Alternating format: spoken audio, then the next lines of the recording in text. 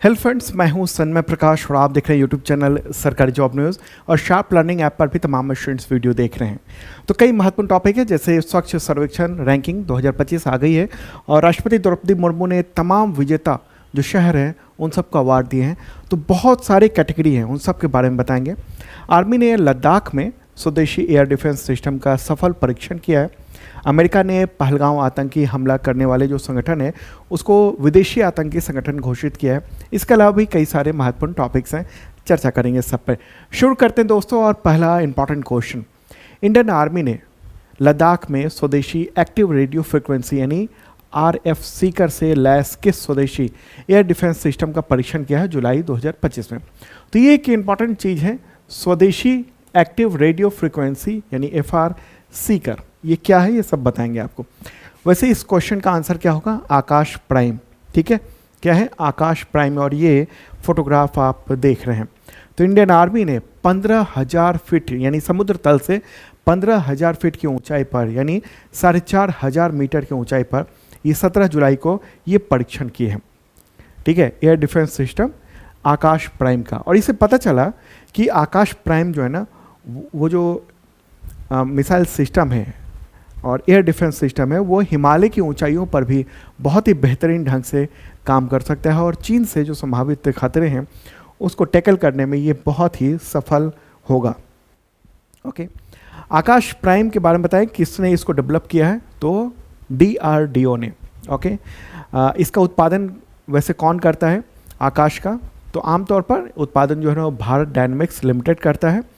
और ये भारत में बनी हुई ज़मीन से हवा मार करने वाली मिसाइल सिस्टम है और ये तमाम जो बाहर से खतरे आ रहे हैं उसको टारगेट करके हिट करने में ये सक्षम है।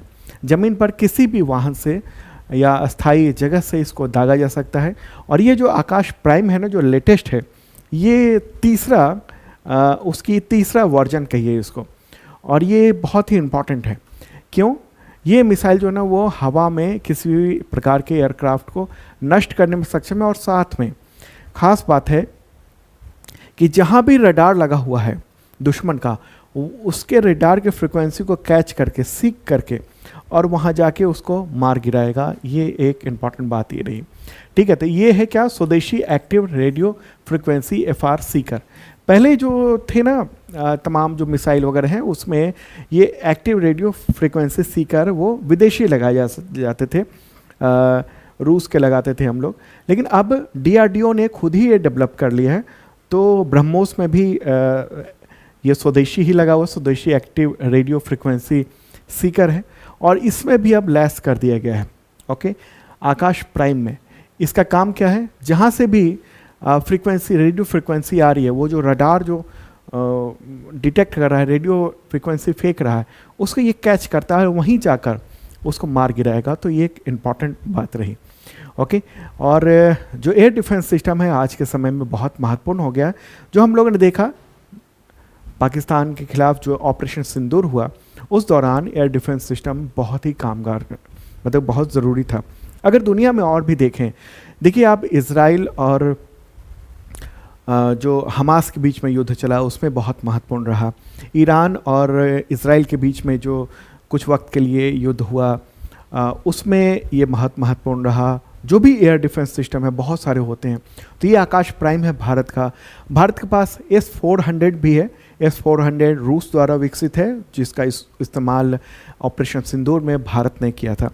ठीक है, तो ये सब इम्पॉर्टेंट ये बात है। और ख़ास बात है कि इसको हिमालय की ऊंचाई पर इस बार परीक्षण किया गया है, ये लद्दाख में।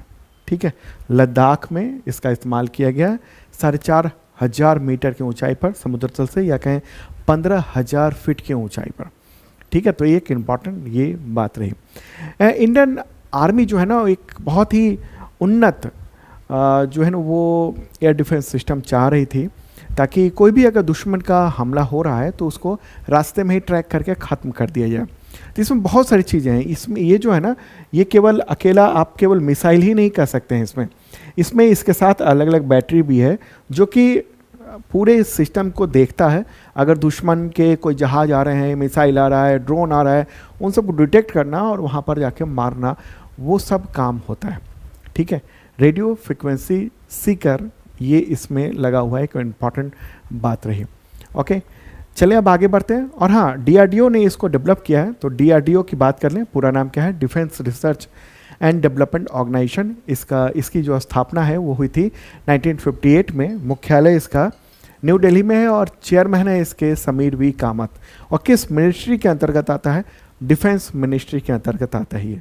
अगला क्वेश्चन लेते हैं। पहलगांव आतंकी हमला जो कि 22 अप्रैल 2025 को हुआ था, तो उसकी जिम्मेदारी लेने वाले किस संगठन को अमेरिका ने विदेशी आतंकी संगठन घोषित कर दिया, या विदेशी आतंकवादी संगठन घोषित कर दिया? आंसर क्या होगा? तो द रेजिस्टेंस फ्रंट, यानी TRF। और ये न्यूज़ भी आप देख रहे हैं द हिंदू में। ओके, तो अमेरिकी विदेश मंत्री मार्को रूबियो, एक तो राष्ट्रपति के मंजूरी के बाद हुआ है ये विदेशी आतंकवादी संगठन, इसको घोषित किया गया है TRF को। और अमेरिका के जो विदेश मंत्री हैं मार्को रूबियो, उनका कहना है कि लश्कर तैयबा यानी LET का ये फ्रंट है TRF, जिसने ये हमला किया था और उसकी जिम्मेदारी ली थी, और इसमें 26 नागरिकों की मौत हो गई थी। और लश्कर तैयबा जो है ना, यानी इसका जो पेरेंट ऑर्गेनाइजेशन है द रेजिस्टेंस फ्रंट का, लश्कर तैयबा, तो उसने 2008 में मुंबई में आतंकी हमला किया था। तो ये बड़ी बात है। और भारत ने TRF को जिम्मेदार ठहराया था। भारत के जो विदेश सचिव हैं विक्रम मिस्री, उन्होंने 7 मई को एक प्रेस कॉन्फ्रेंस की थी और कहा था कि TRF ने ये हमला किया है और जो कि पाकिस्तान समर्थित आतंकी संगठन है। ठीक है, और इसका जो हेड है, यानी जो लश्कर तैयबा है, वो वहाँ पाकिस्तान से ये ऑपरेट होता है। और वहीं पर ऑपरेशन सिंदूर के दौरान भारत ने हमला किया था और उसको तबाह किया था, उसके सेंटर्स को। ठीक है, तो ये है इंपॉर्टेंट बात। अच्छा, इसके बारे में अगर हम बात करें, हाँ, ये जो घटना हुई थी वो देख लेते हैं। वो घटना कहाँ पर हुई थी? जम्मू कश्मीर में जो पहलगाम है वहीं पर ही हमला हुई थी। इसको अगर जूम करके देखते हैं, ये बैसरन की घाटी है, ये बड़ी खूबसूरत यहाँ का नज़ारा होता है। और वहीं पर अंधाधुंध गोलियाँ चलाकर बहुत ही बुरा हाल किया था। ठीक है, अब बात करते हैं इस TRF के बारे में। इसका जो ये सामने कब आया था? तो जो 2019 में, अगस्त 2019 में जो जम्मू कश्मीर को विशेष दर्जा देने वाला जो संविधान का अनुच्छेद 370 था, उसको जो निष्प्रभावी किया गया था, उसी के बाद ये कथित तौर पर सामने आया था ये संगठन अक्टूबर 2019 में। ठीक है, और उसके बाद कई सारे टारगेट किलिंग इसने किए हुए हैं और इसका सीधा संबंध पाकिस्तान के जो लश्कर तैयबा है उससे है। ओके, चलिए अब आगे बढ़ते हैं और अगला क्वेश्चन। विश्व प्लास्टिक सर्जरी दिवस कब मनाया जाता है? तो 15 जुलाई को मनाया जाता है। Association of plastic surgeon in India, उसने इस दिवस को मनाने की घोषणा की थी हर साल। अब आगे बढ़ते हैं और अब काफ़ी महत्वपूर्ण ये टॉपिक है, स्वच्छ सर्वेक्षण रैंकिंग। देखिए, ये अलग अलग कैटेगरी में है। मुख्य तौर पर मतलब 3-4 कैटेगरी हैं, 3 कहिए मुख्य तौर पर। एक तो सुपर स्वच्छ लीग है, ठीक है, एक है स्वच्छ शहर है, एक गंगा किनारे के शहर है, स्वच्छ गंगा शहर है। इस तरह से अलग अलग कैटेगरी है, उसमें भी सब कैटेगरी है। तो एग्जामिनेशन में उससे क्वेश्चन आ सकते हैं, सब कुछ मैं बताने जा रहा हूँ आपको। तो क्वेश्चन यहाँ पर होगा, राष्ट्रपति द्रौपदी मुर्मू ने स्वच्छ सर्वेक्षण रैंकिंग 2025 का जो सुपर स्वच्छ लीग है, जो कैटेगरी है, जिसमें 10 लाख से ज़्यादा आबादी वाला जो शहर है, उस कैटेगरी में पहला पुरस्कार किस शहर को दिया है? आंसर होगा इंदौर। ठीक है, इंदौर जो है वो सुपर स्वच्छ लीग 10 लाख से ज़्यादा आबादी वाले कैटेगरी में ये पहला पुरस्कार इंदौर ने ये जीता है। ठीक है, तो मध्य प्रदेश का ये शहर है और लगातार 8वीं बार देश का स्वच्छ शहर के तौर पर ये सामने आया है। और ये जो रिपोर्ट है वो है स्वच्छ सर्वेक्षण रैंकिंग रिपोर्ट 2024-25। ठीक है, और ये अवार्ड समारोह हुआ कल ही और उसमें ये अवार्ड दिए गए हैं। ठीक है, अच्छा, इस बार ना पहली बार है जो सुपर स्वच्छ लीग एक कैटेगरी बनाया गया है और उसमें 5 श्रेणियों में उसको बांटा गया है। अगर हम उसको देखें, यहाँ ध्यान दीजिएगा, सुपर स्वच्छ लीग सिटी अवार्ड है, तो उसमें 10 लाख प्लस आबादी वाले में कौन कौन है? नंबर 1 इंदौर है, सेकंड स्थान पर सूरत, तीसरे पर नवी मुंबई है और चौथे पे विजयवाड़ा है। ठीक है, तो इंदौर लगातार 8वीं बार बेहतरीन स्वच्छ शहर के रूप में सामने आया है। ओके, तो इंदौर मध्य प्रदेश में है, सूरत गुजरात में है, नवी मुंबई महाराष्ट्र में और विजयवाड़ा आंध्र प्रदेश में है। अगर हम बात करते हैं दूसरे सब कैटेगरी में जो कि 3 लाख से 10 लाख आबादी वाला है, तो उसमें नंबर 1 नोएडा है, उत्तर प्रदेश का शहर। फिर है चंडीगढ़ जो केंद्र शासित प्रदेश है। फिर मैसूर है जो कि कर्नाटक का शहर है। और फिर चौथा स्थान आता है उज्जैन मध्य प्रदेश में, और ये गांधीनगर है गुजरात में। तो ये है, अगर और दूसरे कैटेगरी देखेंगे तो 50,000 से लेकर 3 लाख की आबादी वाले जो मध्यम आकार के शहर हैं, मध्यम शहर जिसकी आबादी ये है, तो न्यू दिल्ली, मतलब दिल्ली को भी ना अलग अलग कैटेगरी में बांटा हुआ है, जैसे NDMC new Delhi municipal corporation council, इस क्षेत्र का, तो इसमें नंबर 1 है ये 50,000 से 3 लाख आबादी वाले। और दूसरे स्थान पर तिरुपति है आंध्र प्रदेश का, दूसरे स्थान पर। तीसरा स्थान पर अंबिकापुर है जो कि छत्तीसगढ़ में है। और चौथे स्थान पर कौन है? लोनावाला जो महाराष्ट्र में है। ओके, अब और देखते हैं 20,000 से 50,000 की कैटेगरी वाले जो शहर हैं उनमें, तो विटा है नंबर 1 जो कि सांगली जिले में है महाराष्ट्र में। और फिर है ये सस्वाद जो कि पुणे महाराष्ट्र में है। फिर है देवली परावरा, ये जो है ना वो अहमदनगर महाराष्ट्र में है। और फिर है ये दुंगापुर, तो ये है डंडूरपुर राजस्थान, डंडूरपुर जिला है उस वहीं पर है ये। ठीक है, एक और सबसे निचला कैटेगरी है लेस देन 20,000। ठीक है, उसमें कौन कौन से हैं लेस देन 20,000 वाले जो आबादी है उनमें? तो देखिए ये है पंचगनी, ये सतारा महाराष्ट्र में एक कस्बा कह लीजिए वो है। अगला है पाटन। ओके, तो ये सब जो है ना वो ये सुपर स्वच्छ लीग सिटी हो गया। ठीक है, अब चर्चा कर लेते हैं स्वच्छ सर्वेक्षण के बारे में। और भी कई कैटेगरी हैं, उन सबको लेते हैं। देखिए स्वच्छ सर्वेक्षण जो है ना वो भारत सरकार के द्वारा शहरी क्षेत्रों में जो स्वच्छता है, सफाई है, उन सब का आकलन करने के लिए एक वार्षिक सर्वे है। और इसको कौन करवाता है? मिनिस्ट्री, तो केंद्रीय आवास एवं शहरी कार्य मंत्रालय यानी ministry of housing and urban affairs, उसके द्वारा ये 2016 से लगातार आयोजित किया जाता रहा है। और ये दुनिया का सबसे बड़ा स्वच्छता सर्वेक्षण माना जाता है। और इसमें कई सारे उद्देश्य हैं इसके, जैसे इसमें देखा जाता है ये कचरा संग्रहण कैसा हो रहा है, कचरा का जो अलग अलग कैटेगराइजेशन वो कैसे किया जाता है, निस्तारण कैसे किया जा रहा है, खुले में शौच वगैरह को देखा जाता है कि क्या स्थिति है, सार्वजनिक शौचालय की स्थिति, नागरिक की राय, इनोवेशन और सुशासन, डिजिटल पहले क्या क्या हो रही है वो सब देखा जाता है। उद्देश्य ये कि शहर जो है ना वो बिल्कुल स्वच्छ रहे और स्वच्छ भारत मिशन का जो लक्ष्य है वो हम पा सकें वक्त पे, और तमाम शहरों के बीच में प्रतिस्पर्धा हो, कंपटीशन हो कि हम बेहतर स्वच्छ रहें, लोगों में भी, आम नागरिकों में भी स्वच्छता को लेकर एक कंपटीशन की भावना है। तो ये सब है महत्वपूर्ण बातें। ठीक है, आगे बढ़ते हैं और इसी से रिलेटेड जो है ना वो अगला क्वेश्चन लेते हैं।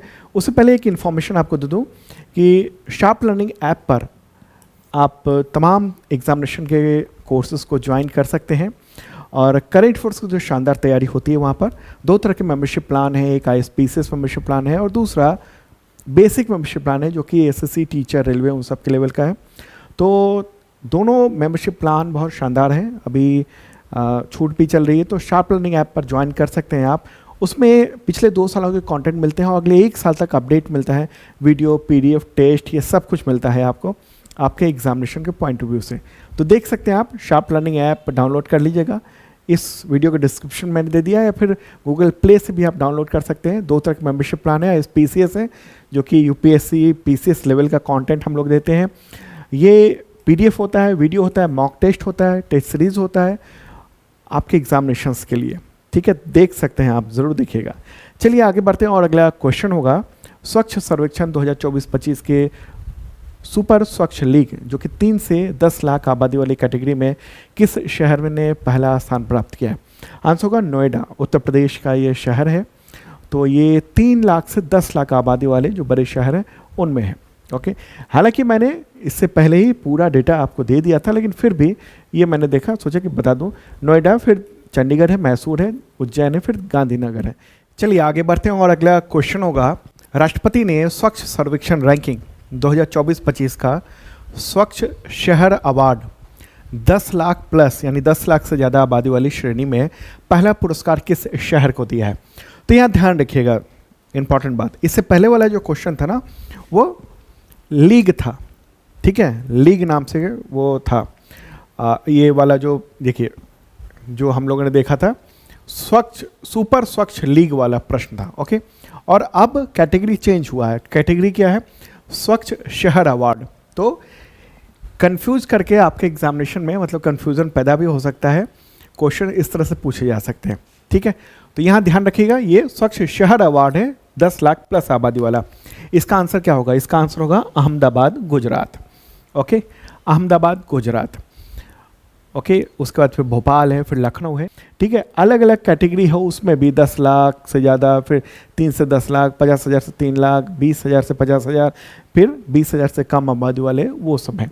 तो 10 लाख से ज़्यादा आबादी वाले स्वच्छ शहर अवार्ड मिला है अहमदाबाद को। सेकंड स्थान पर रहा है भोपाल, थर्ड स्थान पर लखनऊ रहा है।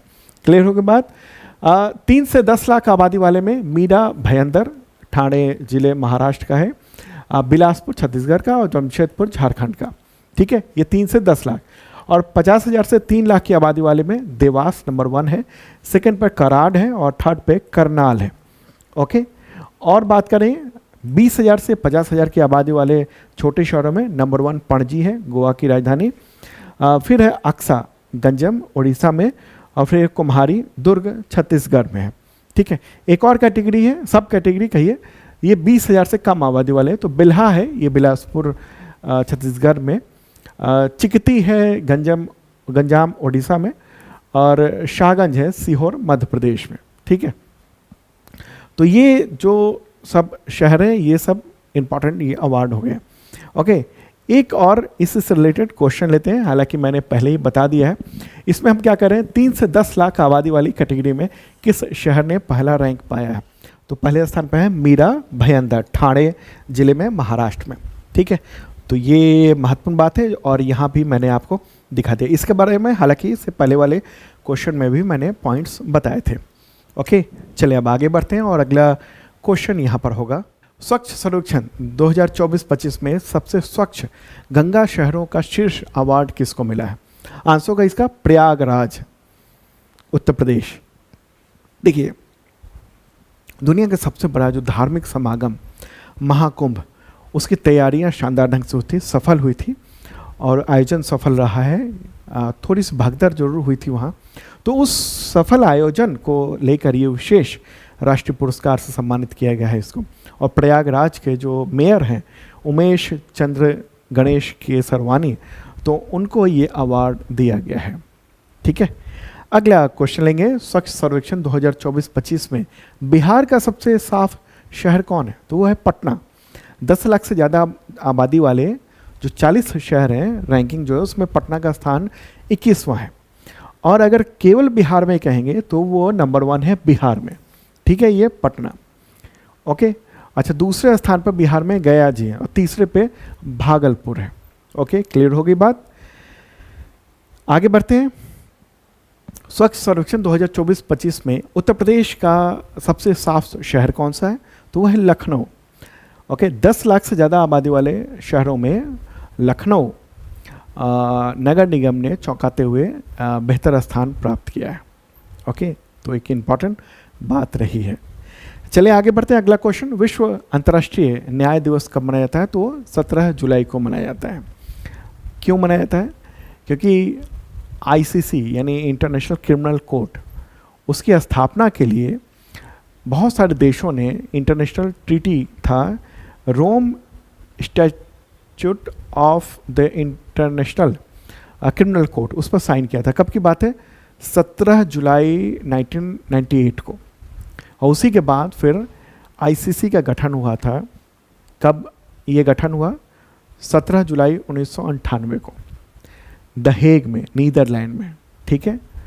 तो ये एक इम्पॉर्टेंट बात है। तो इसी वजह से ये जो दिवस है ना वो मनाया जाता है कौन सा दिवस है, नाम क्या है, विश्व अंतर्राष्ट्रीय न्याय दिवस मनाया जाता है। ओके, तो दोस्तों ये था इंपॉर्टेंट करंट अफेयर्स आप सबके एग्जामिनेशंस के लिए, और PDF डाउनलोड कर लेना, और कल फिर मिलेंगे ताज़ा तरीन कंटेंट के साथ। और शार्प लर्निंग ऐप पर हमने अब एक न्यूज़ का भी ऑप्शन कर दिया है, तो वहाँ डेली के जो भी महत्वपूर्ण अपडेट्स हैं ना, वो आपको लाइव मिलते रहेंगे। Okay, bye.